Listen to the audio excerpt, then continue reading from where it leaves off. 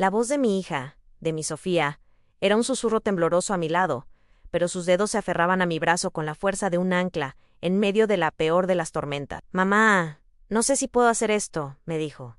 Y en sus ojos vi el reflejo del mismo pánico que yo había sentido durante casi toda mi vida. Estábamos sentadas en el vestíbulo de un hotel, en el centro de Monterrey, un lugar que olía a tabaco rancio y a desilusiones viejas. Los sillones de terciopelo verde estaban raídos, con la espuma amarillenta asomando por las costuras como heridas mal curadas. La alfombra, alguna vez un tapiz de flores orgullosas, era ahora un mapa de manchas indefinidas. Era el escenario perfecto para el monstruo que esperábamos. No era un monstruo de cuentos, de esos con garras y cuernos. El mío era un hombre, mi padre, y el terror que inspiraba era mucho más real, mucho más profundo. Y ahora, después de 30 años creyéndolo muerto, después de haber construido una vida ladrillo a ladrillo, sobre las cenizas de lo que él me hizo, esa sombra había vuelto. Pero esta vez no venía por mí, venía por ella, por Sofía, por mi niña, que ahora era una mujer y llevaba en su vientre el fruto de la misma maldad. Si alguna vez has sentido que una sombra del pasado regresa, que un miedo que creías enterrado llama de nuevo a tu puerta, dime tu ciudad o tu edad. Aquí, en este espacio, nos acompañamos en silencio, y a veces eso es todo lo que se necesita. Gerardo, mi marido, el único padre que Sofía había conocido, el hombre que me enseñó que el amor podía ser un refugio y no una jaula, estaba de pie junto a la entrada. No decía nada, pero yo conocía la tensión en sus hombros, la manera en que apretaba los puños a los costados de su cuerpo. Era la furia silenciosa de un hombre bueno obligado a enfrentar el mal más puro. Había envejecido, claro. Las canas plateaban sus sienes y las arrugas alrededor de sus ojos contaban la historia de nuestras luchas, de nuestros trabajos, de nuestras pequeñas alegrías, pero en ese momento parecía el mismo joven fuerte que me había prometido sacarme de Guanajuato y mostrarme el mar. Hoy, el mar era este vestíbulo sórdido, y la bestia a la que nos enfrentábamos era mucho más temible que cualquier criatura de las profundidades. Sofía respiró hondo, un sonido frágil en el silencio pesado del lugar. Llevaba un vestido sencillo, de flores pequeñas, que no lograba ocultar la curva incipiente de su embarazo de 4 meses. Un embarazo que debía ser una bendición y que se había convertido en una condena. Mi nieta o mi bisnieto, creciendo bajo el signo de una tragedia que se repetía, un eco perverso de mi propia historia. ¿Cómo pudo pasar? ¿Cómo, después de tanto huir, de tanto escondernos, de tanto rezar, el ciclo había vuelto a atraparnos? Me hice esa pregunta 1000 veces en los últimos días,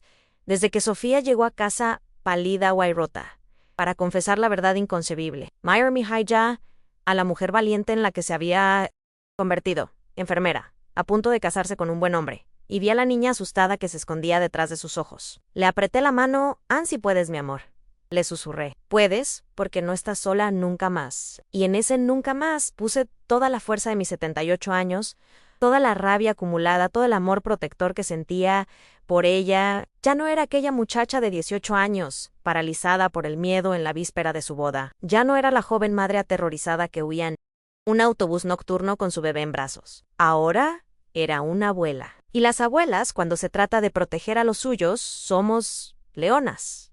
No le tememos a nada ni a nadie, ni siquiera a los fantasmas que vuelven de la tumba. El sonido metálico del ascensor al llegar a nuestra planta fue como un disparo en la quietud. Los tres nos tensamos. Gerardo se acercó a nosotras, colocando una mano protectora en mi hombro. Sofía contuvo el aliento. Vi a los 2 policías de civil, amigos del abogado, moverse sutilmente en un rincón, pretendiendo leer un periódico viejo. Estaban listos. Estábamos listos. Las puertas del ascensor se abrieron con un chirrido lento, perezoso, como si develaran un secreto terrible. Y allí estaba él enjarmando a mi padre. El tiempo había sido cruel con él, pero no lo suficiente. El hombre imponente de mis recuerdos, el dueño de la tienda con sombrero de paja y voz de trueno, era ahora un anciano encorvado, apoyado en un bastón. El pelo, antes negro y espeso, era ahora una corona escasa de hebras blancas y amarillentas. Su piel estaba surcada de arrugas profundas, manchas de la edad que salpicaban sus manos y su rostro porro los hoyos. Los ojos eran los mismos, pequeños, fríos, calculadores. Eran los ojos de una serpiente, capaces de hipnotizar y destruir. Nos barrió con la mirada. Primero a Sofía, y una sonrisa torcida casi imperceptible, se dibujó en sus labios finos, luego a Gerardo, con un desprecio mal disimulado. Y finalmente, sus ojos se posaron en mí. Sentí un escalofrío helado recorrerme la espalda. El mismo escalofrío de aquella noche de junio de 1963. El miedo es una memoria del cuerpo, y el mío recordaba cada detalle de su peso, de su aliento, de su traición. Por un instante, volví a ser aquella niña aterrorizada. Pero entonces sentí el calor de la mano de Gerardo en mi hombro y el temblor de la mano de Sofía en la mía. Y el miedo se transformó, se convirtió en una hoguera, en una furia fría y afilada como un cuchillo. El Dion, lento fuera del ascensor, arrastrando un poco el pie. Su fragilidad física era una burla, un disfraz para la podredumbre que llevaba dentro. Avanzó hacia nosotras, el bastón golpeando rítmicamente la alfombra sucia. El sonido era como el latido de un corazón maligno. Se detuvo a unos metros, su mirada clavada en la mía, ignorando a los demás. Y entonces su sonrisa torcida se ensanchó, y con una voz que era veneno puro, una voz que no había cambiado en absoluto, dijo un nombre que no había escuchado de sus labios en más de 20 años en Marisol. Esa voz, al escuchar mi nombre en sus labios, fue como si una mano helada surgiera del pasado y me agarrara el corazón. No era la voz de un anciano decrépito, no, era la misma voz rasposa y llena de una autoridad que no admitía réplica. La voz que me había perseguido en pesadillas durante más de 50 años. Me transportó de golpe, sin pedir permiso, lejos de ese vestíbulo de hotel, y me devolvió a una casita de adobe bajo el sol implacable de Guanajuato, en el año de 1945, el año en que nací en un mundo donde la palabra de mi padre era la única ley. Nuestra casa no era grande, pero se sentía inmensa en su silencio. Tenía el olor perpetuo del maíz y la tierra húmeda.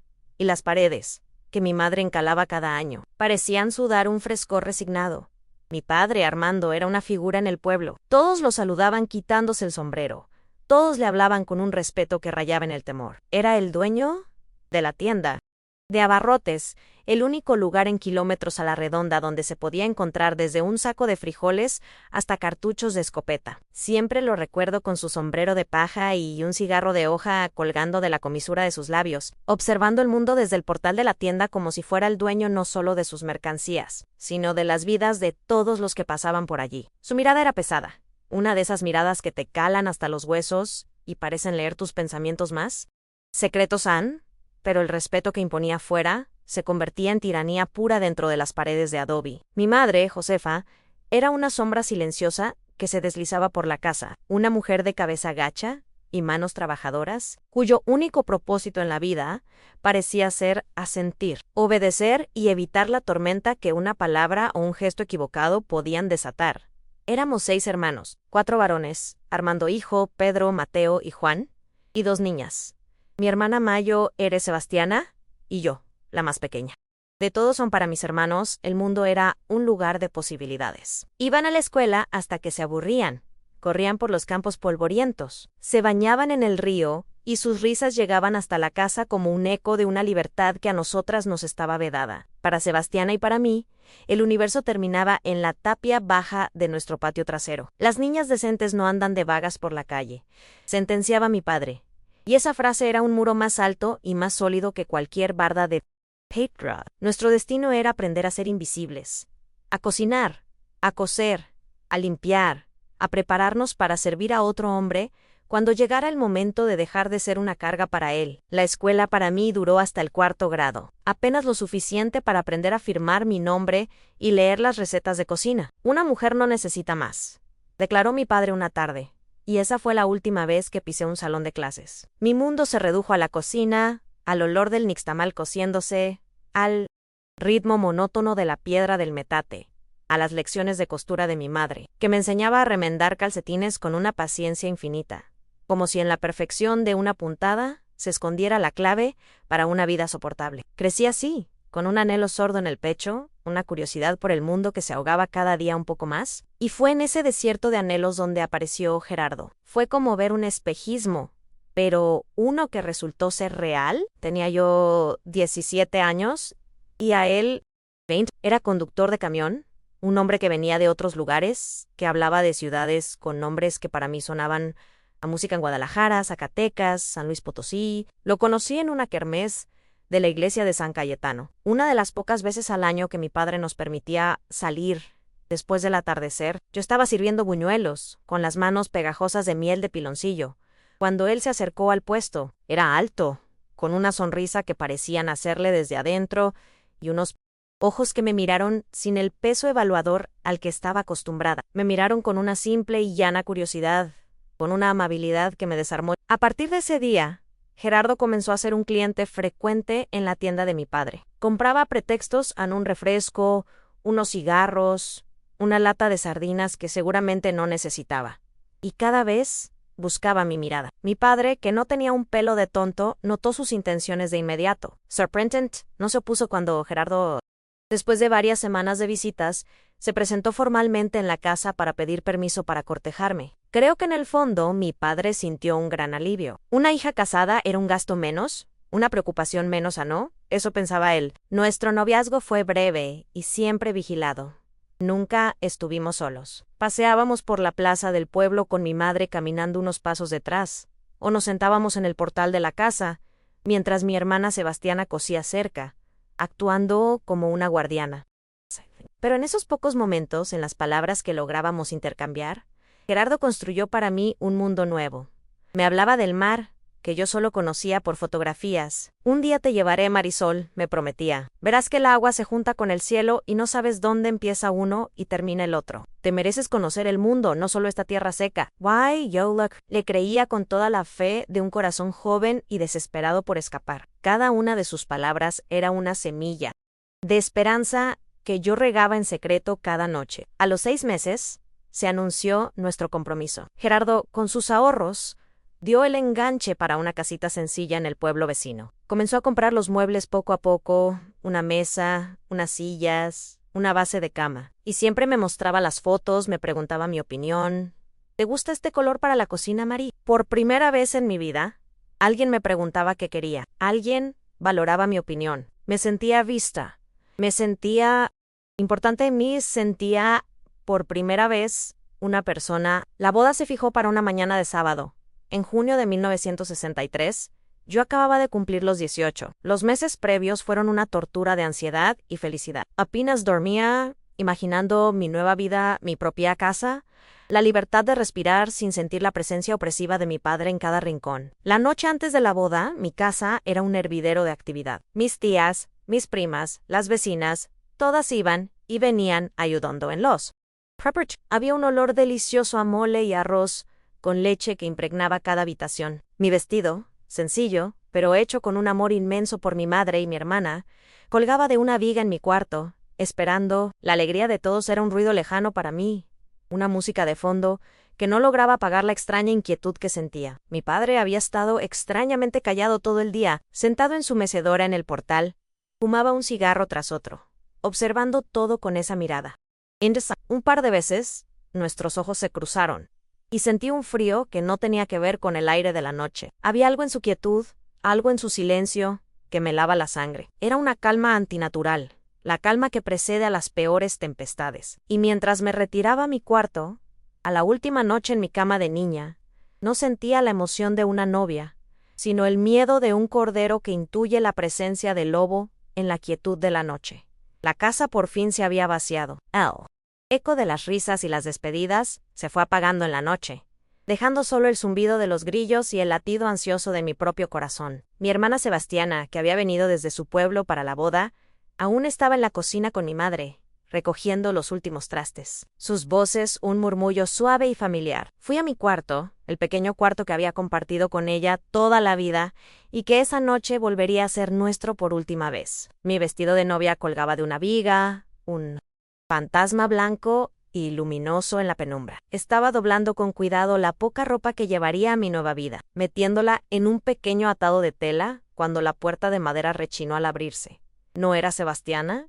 Era él al mi padre. Se quedó parado en el umbral por un instante, su silueta recortada contra la luz débil del pasillo.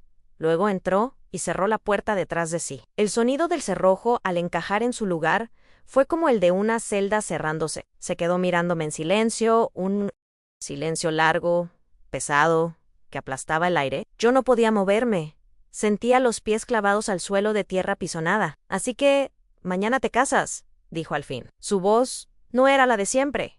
Carecía de ese tono de mando cortante. Era más baja, casi un susurro ronco que me provocó un escalofrío. Vas a ser mujer de otro hombre. Asentí, incapaz de articular palabra, el corazón martillándome en la garganta.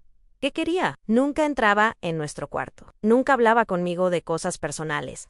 Nuestra comunicación se basaba en órdenes y obediencia. Se acercó lentamente, y el olor a tabaco y a sudor seco que lo envolvía me revolvió el estómago. Se sentó en el borde de mi cama, en el mismo lugar donde yo había dormido desde niña, y el catre de otate crujió bajo su peso. Puso su mano grande y callosa en mi hombro, y yo me congelé por completo, como un animalito que siente el contacto del depredador. Antes de que te vayas, susurró, sus ojos fijos en los míos, necesito que entiendas una cosa, aunque nunca olvides a quién le debes lealtad. Lo que sucedió en los minutos siguientes es un hueco negro en mi memoria, un pozo al que mi mente se ha negado a volver durante décadas. No hubo un grito, solo el sonido de un mundo interior partiéndose en dos. En la quietud de ese cuarto, el hombre que debía ser mi protector se convirtió en el monstruo que arruinó mi alma. Cometió el acto más cruel, la traición definitiva que un padre puede infligir a una hija.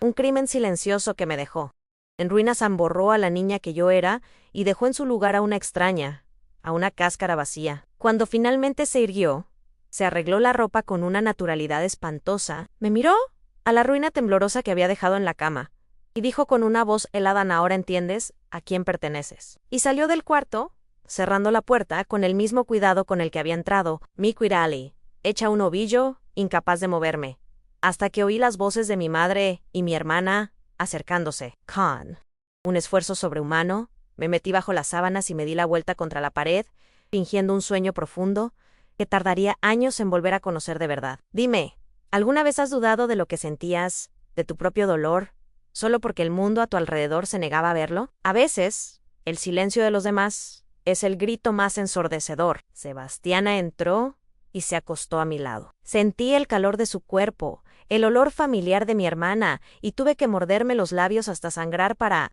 no ponerme a gritar como una loca, contarle a ella, ¿a mi madre? ¿A quién?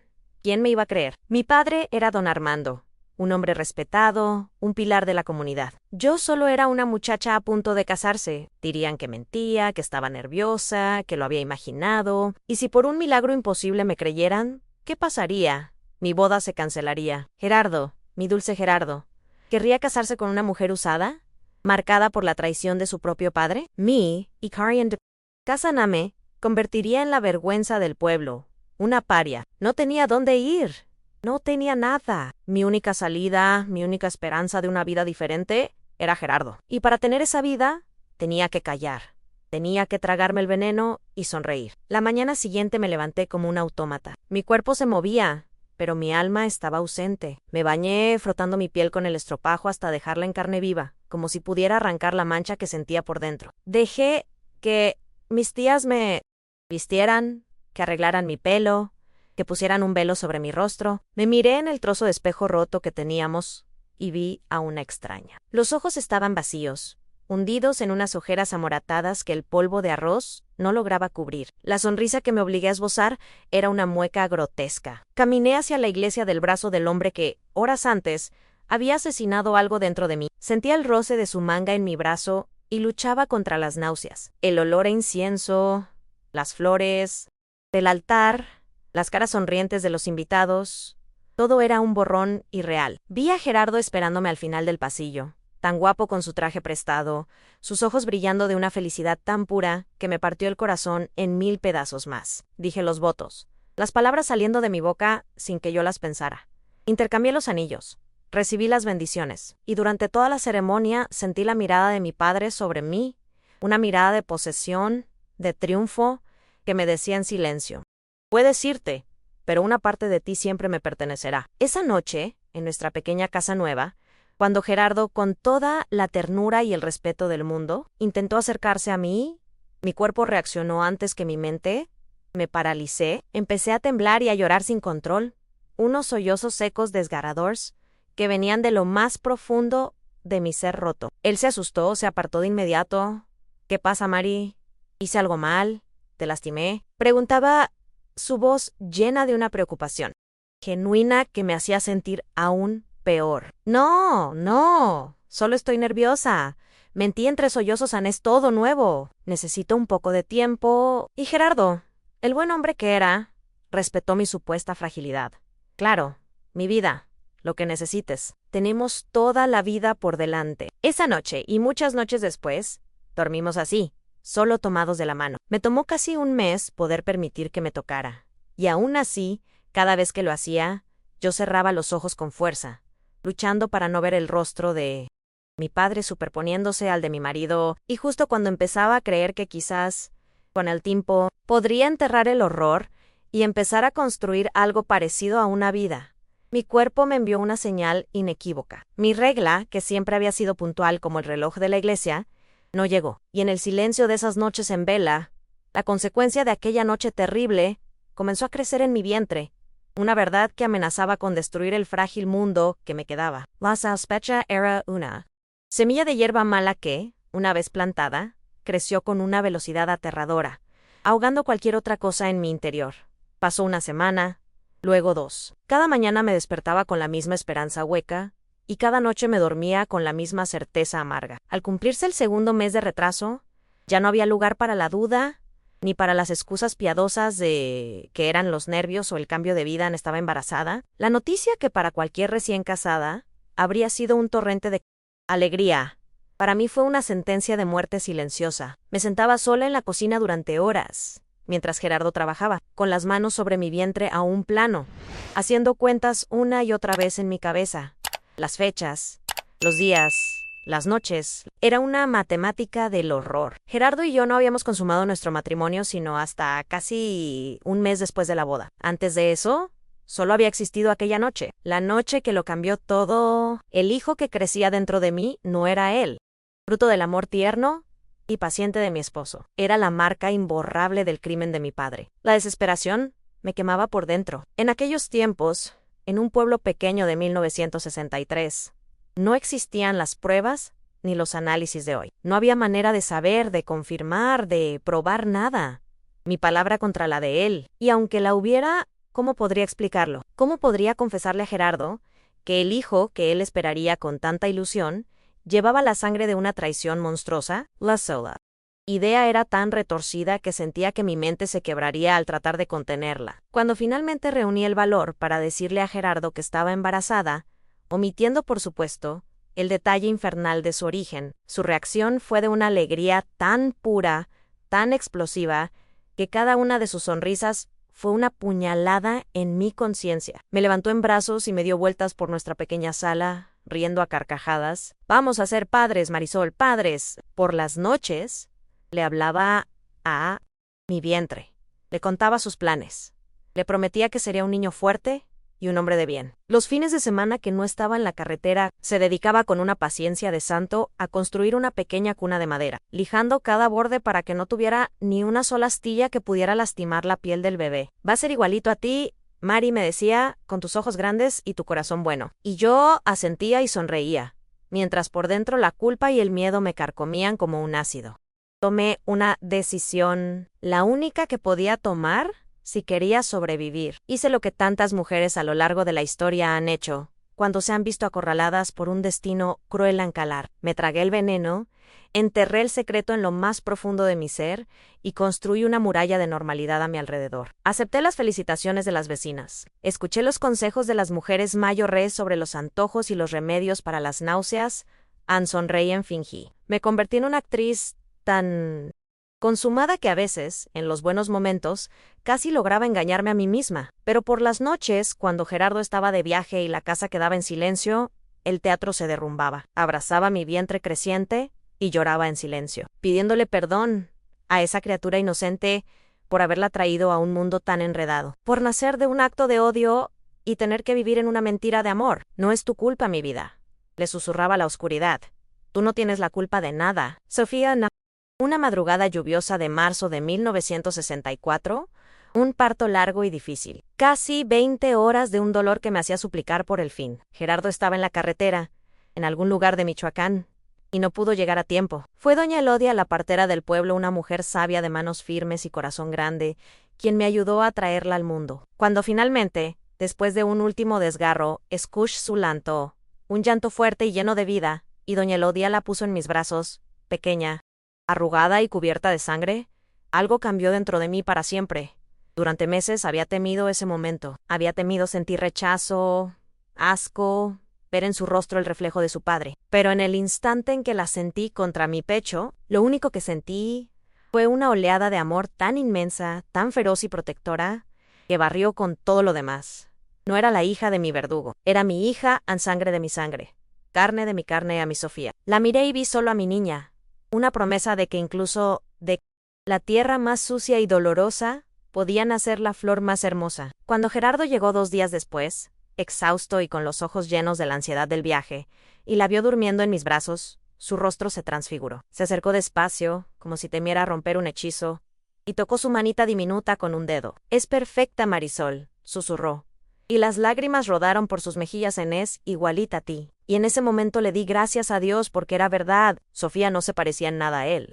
Tenía mis ojos, mi nariz, la forma de mi cara. Era un pequeño milagro, un regalo que me permitía mantener mi secreto a salvo. Los primeros meses fueron una mezcla de alegría y terror constante. Gerardo redujo sus viajes para ayudarme, y fue el padre más dedicado que se pueda imaginar. Cambiaba pañales, la arrullaba por las noches, le cantaba canciones desafinadas que a ella parecían encantarle. Verlo amarla de esa manera incondicional era a la vez mi mayor alegría y mi tormento más profundo. ¿Why? Justo cuando comenzaba a sentir una frágil sensación de paz, el pasado llamó a mi puerta.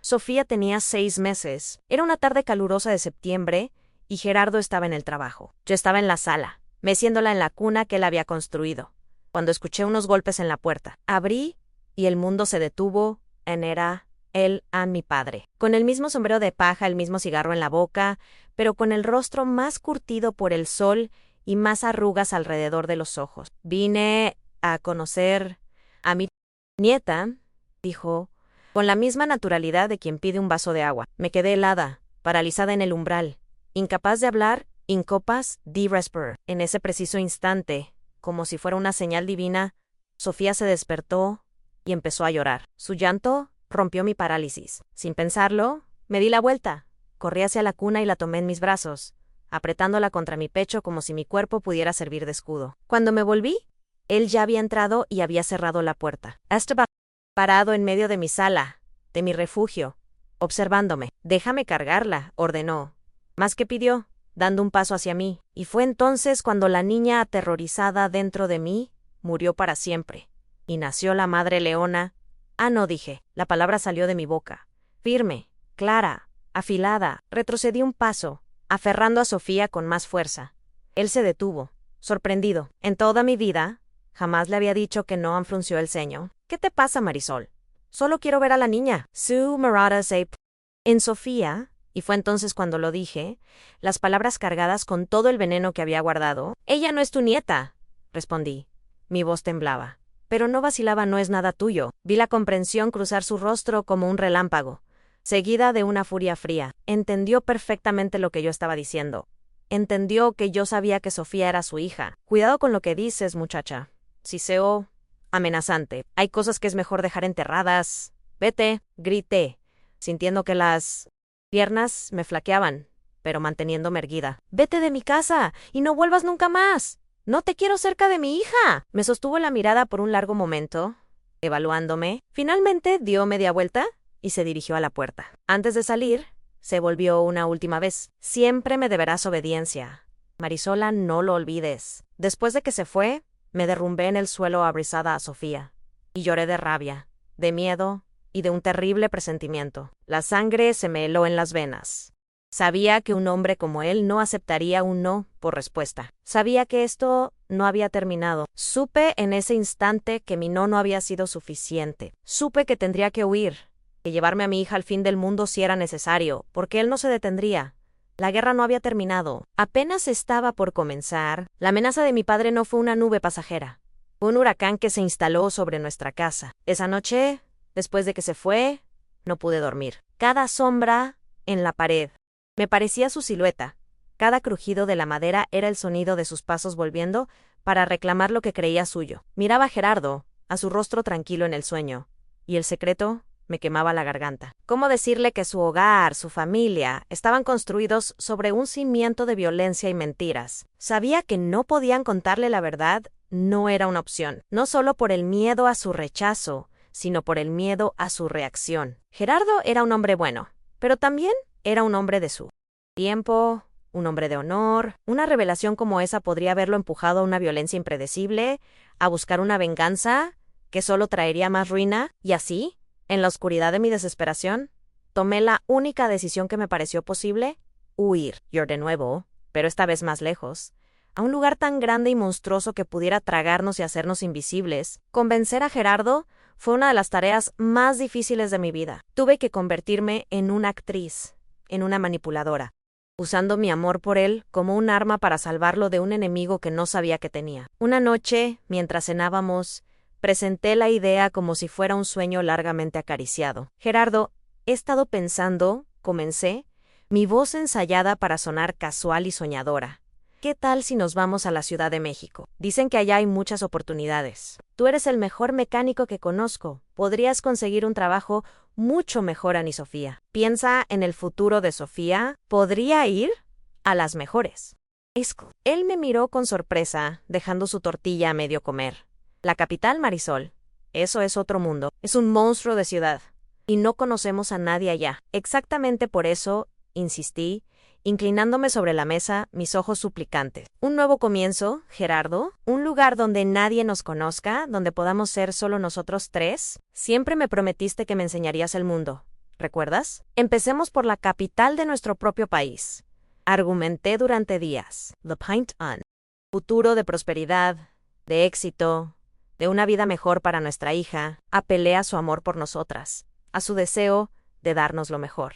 Nunca mencioné el miedo, nunca mencioné a mi padre. Cada palabra de mi súplica era una mentira piadosa, una traición necesaria para proteger a mi familia. Finalmente, vencido por mi insistencia y sobre todo por el argumento del futuro de Sofía, accedió. Está bien, Mari, dijo una noche, con un suspiro de resignación y una chispa de aventura en los ojos. Vamos a intentarlo. Si no funciona, siempre podemos volver. Vendimos las pocas cosas que teníamos, los muebles que habíamos comprado con tanta ilusión, la casita por la que tanto habíamos trabajado, juntamos nuestros escasos ahorros y, en menos de un mes, estábamos en un autobús polvoriento, rumbo al corazón del país. Sofía, con poco más de un año, dormía en mi regazo, ajena a la fuga desesperada que su madre estaba orquestando. Miraba por la ventanilla como los paisajes familiares de Guanajuato se desvanecían, y sentía una mezcla de alivio y pánico. Estábamos escapando, pero yo sabía que los monstruos, a veces, tienen las piernas muy largas. Los primeros meses en la Ciudad de México fueron brutales. El monstruo que Gerardo había descrito era peor de lo que imaginábamos. El ruido era incesante, un estruendo constante de coches, gritos y música que nunca paraba. El aire era espeso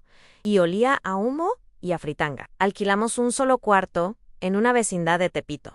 Un laberinto de pasillos estrechos y patios donde la ropa tendida de 20 familias creaba un techo de colores húmedos. Compartíamos un baño y una cocina improvisada con otros vecinos. Gerardo consiguió trabajo como ayudante en un taller mecánico. Ganaba una miseria, pero al menos estaba cerca. Yo, para ayudar, comencé a hacer lo único que sabía hacer bien: a cocinar. Aprendí de una vecina a preparar tamales, como les gustaban a los capitalinos, y los empecé a vender en la entrada de la vecindad. Poco a poco, con mucho esfuerzo, fuimos construyendo una rutina. Nos acostumbramos al ruido, a la falta de espacio, a la lucha diaria. Sofía creció en esos pasillos.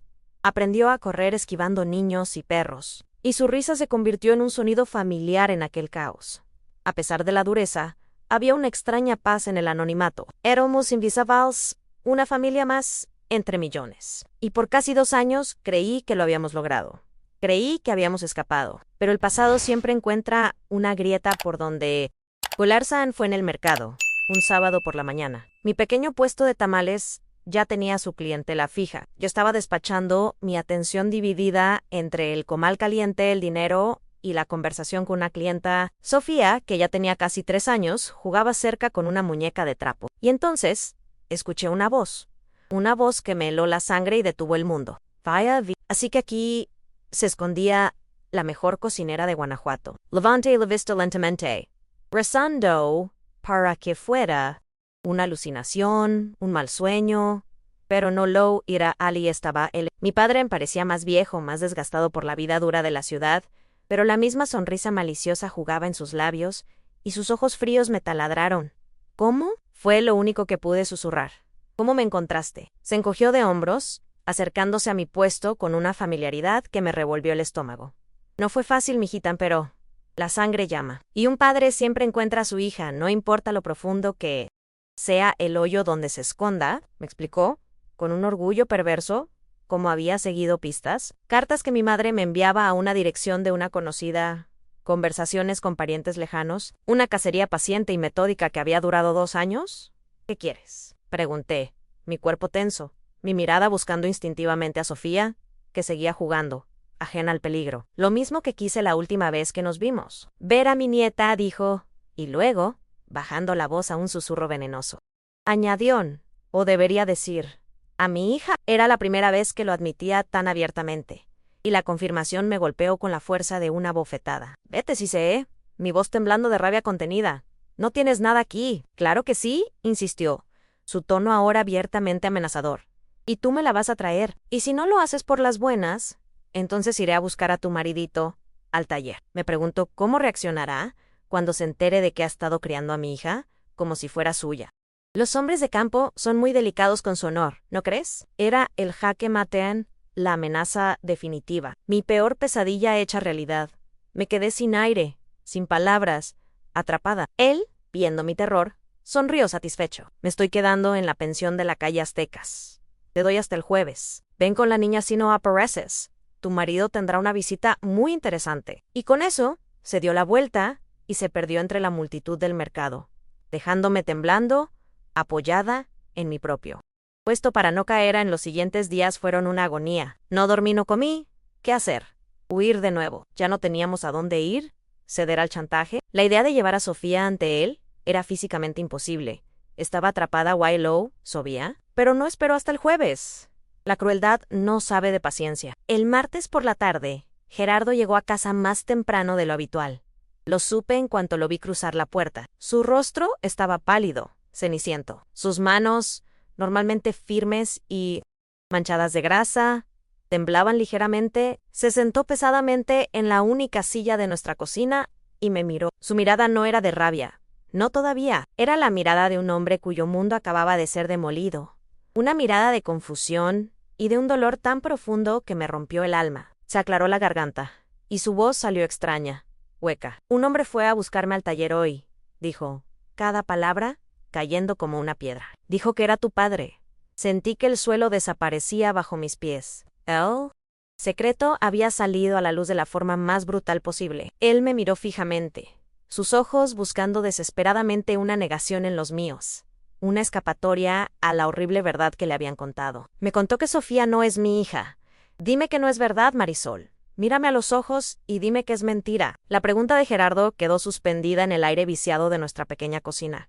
Pesada, filosa, ineludible. Mírame a los ojos y dime que es mentira. El mundo entero se redujo a ese instante, a sus ojos suplicantes y a mi boca, que por primera vez en años tenía que cargar con el peso de la verdad. Podría haber mentido, podría haber inventado una historia, haber acusado a mi padre de loco, de cruel, de querer destruirnos por envidia, pero al ver el rostro del hombre que me había salvado, del hombre que había amado a Sofía con una devoción pura, del hombre que me había dado un hogar y una dignidad que nunca creí merecer, supe que no podía seguir construyendo nuestra vida sobre más mentiras. El veneno tenía que salir, aunque nos matara a todos en el proceso. Las lágrimas, que habían sido mis compañeras silenciosas durante tanto tiempo, brotaron sin control. Es verdad, susurré, y el sonido de mi propia voz confesando la traición fue como un vidrio rompiéndose en mi interior. Es verdad, Gerardo.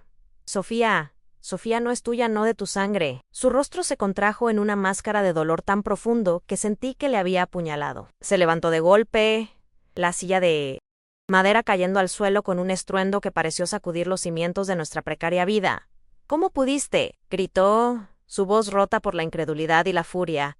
olvidando por un momento a la niña que dormía en el cuarto de al lado. Todos estos años, Marisol, todos estos años dejándome quererla, dejándome creer que era mía, hacerme amarla como no pudo terminar la frase. El amor que sentía por Sofía era tan real, tan arraigado en su ser, que ni siquiera en medio de su dolor podía negarlo. Anne era un amor que trascendía la biología, y esa verdad luchaba ahora contra la herida de mi engaño. Se pasó las manos por el pelo, caminando de un lado a otro, en el mínimo espacio de la cocina, como un animal enjaulado. Tras un silencio que pareció una eternidad, se detuvo y me miró de nuevo, su furia ahora enfriada en una pregunta peligrosa. ¿Quién? ¿Quién es el padre? Esa era la pregunta que más temía, el último secreto, el más oscuro de todos. Revelar esa parte de la historia no solo destruiría lo que quedaba de nosotros, sino que mancharía a Sofía para siempre, la marcaría con una verdad demasiado monstruosa para ser soportada. No importa quién fue, supliqué, mi voz apenas un hilo. Fue un error, Gerardo, un terrible error de mi pasado, antes de ti. Alguien que no significa nada, Anne, por favor. ¿Qué no importa? Se rió, una risa amarga, sin pizca de alegría. Claro que importa. Tengo derecho a saber por qué me has hecho esto. Tengo derecho a saber el nombre del hombre cuyo lugar he ocupado como un imbécil durante 3 años. En ese momento, como si sintiera la tensión que rompía su familia, Sofía comenzó a llorar en su cuarto. Un llanto asustado que nos llamó a la realidad a mamá, papá, su vocecita, llamándonos a los dos. Fue como una daga en el corazón de Gerardo. Vi cómo su rostro se transformaba. La rabia se disolvió por un instante, dejando al descubierto una tristeza infinita. Soltó el aire de sus pulmones como si llevara horas conteniéndolo. Dijo, su voz ahora apagada, derrotada, soltándome el brazo que ni siquiera me había dado cuenta de que me estaba sujetando. Ve a calmarla, pero esta conversación no ha terminado. Corrí al cuarto y tomé a Sofía en mis brazos, acunándola, susurrándole palabras de consuelo mientras mis propias lágrimas mojaban su pelo. Se calmó pronto, su cuerpecito cálido y confiado contra el mío, ajena al huracán que arrasaba con todo justo al otro lado de la pared. Cuando volví a la cocina, Gerardo estaba sentado a la mesa, la cabeza entre las manos. Había recogido la silla.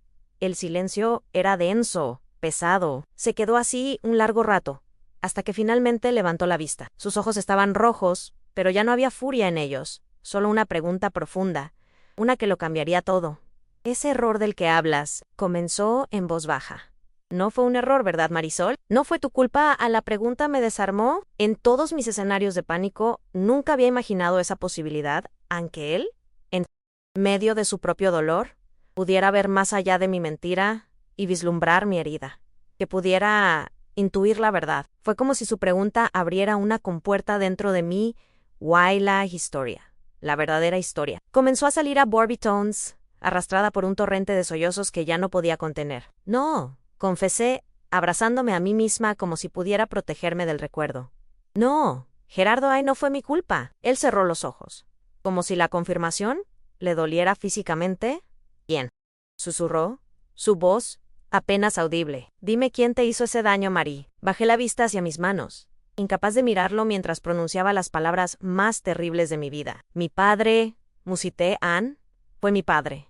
La noche antes de nuestra boda, el silencio que cayó después, fue el más profundo y pesado que he conocido. Cuando por fin me atreví a levantar la mirada, vi en el rostro de Gerardo una expresión que nunca olvidaré. Era una mezcla de horror absoluto, de repulsión, y de una furia tan pura y helada que me dio miedo. ¿Tu padre?, repitió, como si las palabras no tuvieran sentido en tu propio padre. Y después vino aquí, a nuestra casa, a ver a Sofía. Asentí, ya sin fuerzas para hablar, y entonces se lo conté todo. El crimen de aquella noche, el miedo que me silenció, el descubrimiento del embarazo, la primera visita, la huida, su cacería, su amenaza en el mercado Anne.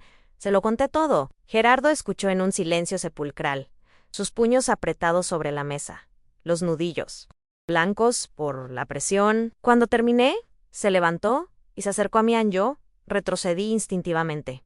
No sabía qué esperar, pero él, para mi sorpresa, me rodeó con sus brazos. Me abrazó con una fuerza que no era de rabia, sino de una protección y un dolor compartidos. Perdóname, Marisol, dijo con la voz quebrada contra mi pelo. Perdóname por no haberlo visto, por no haberte protegido. ¿Por qué cargaste con todo este infierno tú sola? Lloré entonces como no había llorado nunca, de alivio, de gratitud por el amor inmenso de ese hombre. Te amo, me dijo, apartándose para mirarme a los ojos, sus propias lágrimas corriendo por sus mejillas. Nada de lo que ese animal te hizo cambia eso, Anne y Sofía. Miró hacia la puerta del cuarto donde dormía nuestra hija. Sofía es mi hija, Anne, no me importa de dónde vino. Es mi Anaki, y se golpeó el pecho, justo sobre el corazón. En ese instante, supe que habíamos sobrevivido a la explosión. La casa estaba en ruinas, pero los cimientos, su amor, habían resistido. Ahora, dijo, su voz, recuperando una determinación de acero, vamos a asegurarnos de que ese hombre no vuelva a acercarse a ustedes nunca más. Salió poco después diciendo que iba a hablar con mi padre, a dejarle las cosas claras. Las horas que siguieron fueron una tortura de miedo. Imagine mil tragedies. Pero Gerardo volvió al anochecer, cansado pero entero. Ya está, dijo Anne, le dejé claro que lo sé todo, que si vuelve a acercarse a un solo metro de ti o de la niña, iré a la policía y contaré la historia completa. El escándalo lo destruiría en el pueblo, y eso es lo que más temen los hombres como él, han perder su máscara de respetabilidad. Pero yo conocí a mi padre. No confío en él, Gerardo. Dirá que sí para ganar tiempo. Yo tampoco confío, admitió Elaine, y por eso nos vamos. Mañana mismo nos vamos más lejos, a un lugar donde no se le ocurra buscarnos. He estado pensando en Monterrey. Tengo un primo allá, Osvaldo. Nos puede ayudar a empezar. LA Idea Era. Aterradora, pero también liberadora. Dejarlo todo atrás, los fantasmas, las amenazas, empezar de cero, pero esta vez juntos en la verdad. Vamos, acepté. Vamos a Monterrey. Las siguientes semanas fueron un torbellino. Vendimos lo poco que nos quedaba. Escribí una última carta a mi madre diciendo que nos mudábamos por una gran oportunidad de trabajo, sin decir a dónde. Era una mentira más. Pero esta era para protegerla a ella también. Partimos en una mañana gris de 1967, mientras el autobús nos alejaba de la ciudad que nos había prometido refugio, y solo nos dio más dolor. Meyer y Gerardo, que dormía con la cabeza apoyada en el cristal, y a Sofía, que balbuceaba en mi regazo. Por primera vez en años, no había secretos entre nosotros, solo una verdad terrible y un amor inmenso que nos mantenía a flote. Rumbo al norte, rumbo a lo desconocido, me permití, por un instante, creer que esta vez sería nuestro comienzo definitivo. Los años en Monterrey fueron como un largo y lento amanecer después de una noche interminable. La vida, por primera vez, encontró un ritmo de trabajo duro, sí, pero también de una paz que yo nunca había conocido. Nos instalamos en la colonia Independencia, un lugar bullicioso y lleno de vida. Gerardo encontró trabajo en un taller, y con el tiempo y un esfuerzo sobrehumano, logró abrir el suyo propio. Yo, adaptándome a la tierra norteña, cambié mis tamales por gorditas y tacos de guisado. Y mi pequeño puesto en el mercado creció, hasta convertirse en una modesta fonda que siempre olía a hogar. Sofía creció. Se convirtió en una niña brillante, parlanchina, la primera de nuestra familia en soñar con la universidad. Y en 1969, la vida nos dio un regalo inesperado. Nació nuestro hijo, José Augusto, un niño concebido en La Paz, fruto del amor y la verdad compartida, un bálsamo para tantas heridas. Un día, casi 2 años después de nuestra llegada, recibí una carta de mi madre, la primera en todo ese tiempo. Conman. Temblorosas, la abrí. La caligrafía torpe de mi madre me traía la noticia que, en secreto, había estado esperando toda mi vida. Mi padre, Armando, había muerto. Un derrame, decía la carta, mientras trabajaba en el campo. Fue rápido. ¿No sufrió? Lloré al leerla. Lloré por la libertad que esa muerte significaba. Lloré por la paz que finalmente parecía llegar a nuestra puerta. Con el tiempo, mi madre, ya viuda y sola, se mudó a Monterrey para estar cerca de nosotros. El monstruo estaba muerto y, enterrado en el secreto, estaba a salvo. Éramos libres. O eso creí. Durante 24 años, la vida siguió su curso. Una corriente tranquila de años buenos. Sofía, con nuestro apoyo y su increíble tenacidad, se recibió de enfermera. José se convirtió en el brazo derecho de Gerardo en el taller. Compramos una casita, pequeña pero nuestra. Mi madre, ya anciana, vivía con nosotros, contando historias a sus nietos. Construimos una felicidad real, sólida, sobre las ruinas del pasado. #1. Noche de domingo. En septiembre de 1991, las ruinas temblaron y el infierno que creíamos extinguido volvió a abrirse bajo nuestros pies. Estábamos en la sala, como cualquier otro domingo. Gerardo y José discutían de fútbol. Mi madre dormitaba en su sillón. Yo cosía los últimos detalles del vestido de novia de Sofía. Ella se casaba en diciembre con Lucas. Un buen muchacho, un médico joven que la adoraba.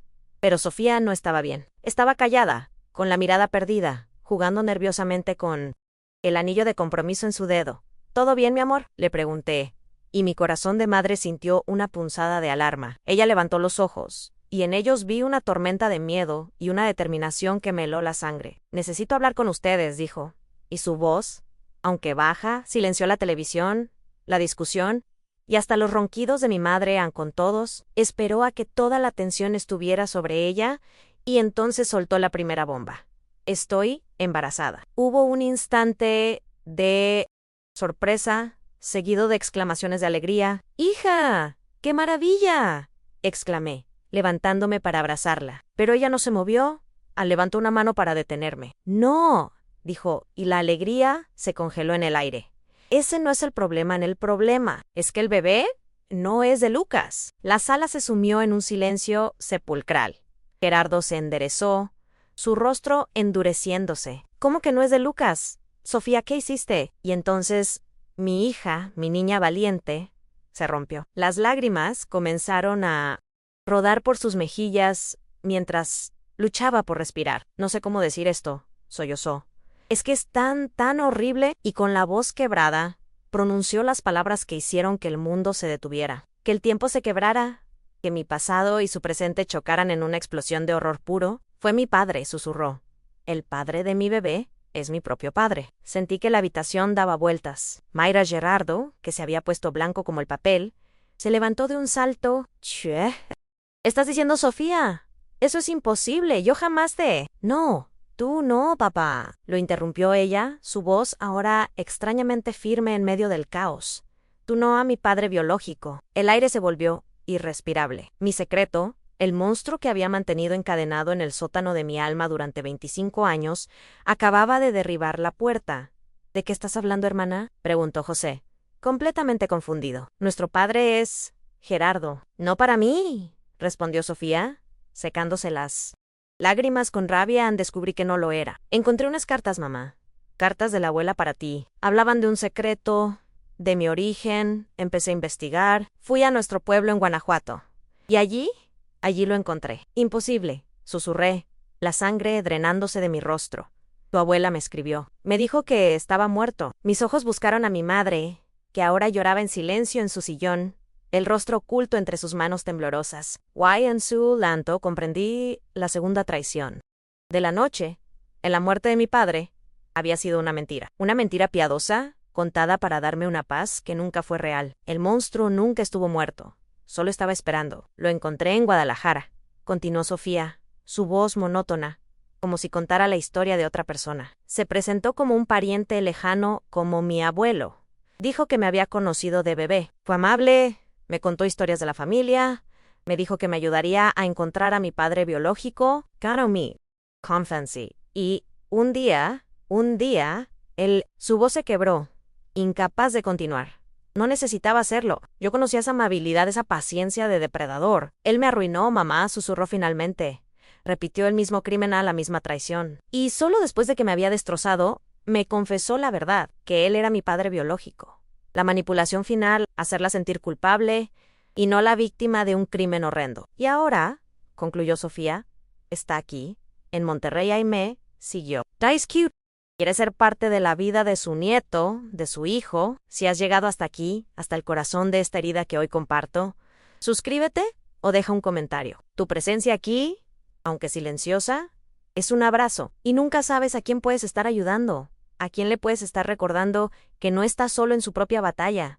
El caos se apoderó de nosotros. Las preguntas de José, el llanto de mi madre, mi propia parálisis. Pero en medio del naufragio de nuestra familia, la voz de Gerardo, mi Gerardo, se alzó. Se había mantenido en un silencio aterrador durante toda la confesión de Sofía, absorbiendo cada palabra con un horror creciente. Ahora se puso de pie, y en su rostro no había dolor ni confusión, sino una claridad y una dureza que nunca le había visto. Se acercó a su hija, puso sus manos sobre sus hombros y la miró directamente a los ojos. Su voz no era la de un marido herido o un padre confundido. Era la de un general a punto de ir a la guerra. No preguntó cómo había pasado. No preguntó por qué no se había dado cuenta. Solo preguntó lo único que importaba ahora. Sofía dijo, y su voz era la de un juez dictando sentencia. Ese hombre, ¿dónde está ahora? En la pregunta de Gerardo resonó en la habitación destrozada. No como una interrogante, sino como el primer golpe de un martillo que empezaba a construir algo nuevo sobre los escombros. El miedo no se fue, pero cambió de forma. Dejó de ser una niebla paralizante y se convirtió en un fuego gélido, una energía que nos impulsaba a la acción. Esa noche, nuestra casa se transformó en un cuartel de guerra. José, mi hijo, que había escuchado toda la historia con el rostro desencajado por el horror y la incredulidad, se convirtió en un soldado silencioso, su confusión reemplazada por una lealtad feroz hacia su hermana. Mi madre, devastada por la revelación de que su mentira no nos había protegido, rezaba en un rincón, susurrando avemarías como si quisiera tejer un manto de protección divina a nuestro. Y yo, por primera vez, no me sentía como una víctima huyendo, sino como la matriarca de un clan que se preparaba para cazar al lobo. Gerardo llamó a Renato, un abogado amigo que nos había ayudado con los papeles del taller. Renato llegó esa misma noche, un hombre serio y de pocas palabras, que escuchó la historia completa sin mostrar más que una concentración profesional, anotando detalles en una libreta. Su calma era un bálsamo en medio de nuestro caos emocional. Tenemos dos caminos, explicó. El inmediato es una orden de restricción, con el testimonio de Sofía y el suyo, señora Marisol, como antecedente, un juez la concederá sin dudar. El segundo es la denuncia penal por los crímenes cometidos. Será más difícil, por el tiempo transcurrido en su caso, y por la naturaleza del de Sofía, pero no es imposible. Hombres como él suelen dejar un rastro de víctima. La idea de exponer nuestra herida más profunda en comisarías y juzgados me aterrorizaba. Pero entonces miré. A Sofía había dejado de llorar. En sus ojos había una determinación que yo no le había visto nunca. Quiero hacerlo, dijo, su voz firme.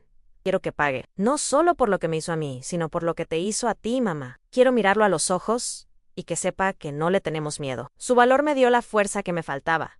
El plan se trazó con una precisión militar. Sofía lo llamaría para concertar un encuentro en el vestíbulo del hotel donde se hospedaba, con el pretexto de hablar sobre el futuro del bebé Gerardo, y yo la acompañaríamos. Renato y dos policías de confianza estarían esperando discretamente. Lo acorralaríamos. Le entregaríamos la orden de restricción y le informaríamos de la denuncia, todo con la presencia policial como testigo y garantía. Era arriesgado, pero era la única manera de terminar con esto de una vez por todas. Antes de que todo se pusiera en marcha, Sofía enfrentó su propia batalla personal. Esa noche, llamó a Lucas, su prometido. Le pidió que viniera, necesitaba contarle la verdad antes de que la situación explotara. Yo me senté con ella, sosteniendo su mano, mientras le contaba a ese buen muchacho la historia completa, desde mi propia ruina décadas atrás hasta la de ella. Lucas escuchó en silencio, su rostro palideciendo con cada palabra, cuando Sofía terminó, con la voz quebrada al hablar del bebé. Y le dijo que entendería si él quería cancelar todo. Lucas hizo algo que me devolvió la fe en la bondad. Tomó el rostro de Sofía entre sus manos, le secó las lágrimas y le dijo: el amor no es para los días de sol, Sofía. El amor es para esto, para sostenernos en medio de la tormenta. Te amo. Y a este bebé, venga de donde venga, ya lo amo también, porque es parte de ti. Ser su padre, así como Gerardo fue el tuyo. Y en ese momento, vi el ciclo romperse. El veneno de mi padre había creado un ciclo de abuso, pero el amor de Gerardo había creado un ciclo de sanación y decencia que ahora se repetía en la siguiente generación. Día siguiente, fuimos al hotel. El lugar, decadente y triste, era el reflejo perfecto del alma del hombre que esperábamos. Cuando las puertas del ascensor se abrieron, y lo vi, encorvado y apoyado en su bastón, el monstruo de mis pesadillas me pareció patético, pero sus ojos seguían siendo los mismos, fríos y crueles. Su sorpresa al vernos a todos juntos se transformó rápidamente en una sonrisa burlona. Marisol, dijo, su voz un susurro áspero. Parece que volviste de entre los muertos. Antes de que pudiera seguir, Renato se interpuso. Profesional, implacable, Señor Armando Álvarez, dijo, tengo aquí una orden de restricción que le prohíbe acercarse a su hija y a su nieta, y vengo a informarle que se ha presentado una denuncia formal en su contra por los crímenes cometidos en contra de ellas. Vi el pánico asomar por primera vez en sus ojos. Intentó negarlo todo, llamó a Sofía mentirosa, a mi malagradecida, lanzó amenazas, intentó usar su vieja táctica de la intimidación, pero ya no funcionaba, estaba rodeado. Los policías se acercaron, y su fachada de hombre poderoso se desmoronó, revelando lo que realmente era Ann, un viejo asustado y perverso. Mientras se lo llevaban, maldiciendo y prometiendo venganza, yo lo miré directamente a los ojos, y por primera vez, le sonreí. Una sonrisa tranquila, liberada. Se acabó, Armando, le dije. Tu tiempo se acabó. El proceso judicial fue largo y doloroso. Tuvimos que revivir el horror una y otra vez. Pero no estábamos solas. Teníamos la una a la otra. Teníamos a Gerardo, a José, a Lucas, y lo más importante, aparecieron otras 2 mujeres, víctimas de mi padre en el pasado, que encontraron el valor para denunciar sus propios infiernos. Juntas, formamos un frente inquebrantable. En enero de 1993, Armando Álvarez, mi padre, fue condenado a 15 años de prisión por sus crímenes. Dada su edad, era una sentencia de por vida. No volvería a hacerle daño a nadie nunca más. Al salir del juzgado, no sentí euforia, solo un profundo y absoluto alivio. Era como si toda mi familia hubiera estado conteniendo la respiración durante 30 años y finalmente pudiéramos volver a exhalar. 2 meses después de la sentencia, Sofía y Lucas se casaron. La pequeña Clara, mi nieta, nacida de la oscuridad pero destinada a la luz, fue la invitada de honor. La ceremonia fue la celebración no solo de su amor, sino de nuestra victoria como familia. Hoy, tengo 78 años. Miro atrás y veo un camino lleno de espinas, pero también de las flores más resistentes que jamás hayan crecido. Gerardo y yo envejecimos juntos. Nuestro amor forjado en el fuego se volvió indestructible. José convirtió el pequeño taller de su padre en un negocio próspero. Mi madre descansó en paz hace unos años, rodeada de sus nietos y bisnietos. Sofía y Lucas tuvieron 2 hijos más, y criaron a Clara con una honestidad y un amor tan inmensos que la verdad de su origen nunca fue una sombra, sino una lección sobre la fuerza del espíritu humano. Ella, mi Clara, es ahora pediatra. Dice que su historia le dio una compasión especial por los más vulnerables. El mal que mi padre sembró, contra toda su voluntad, acabó generando más bondad en el mundo. Y esa, creo, es la victoria final. No solo sobrevivir, sino transformar el dolor en algo que sana.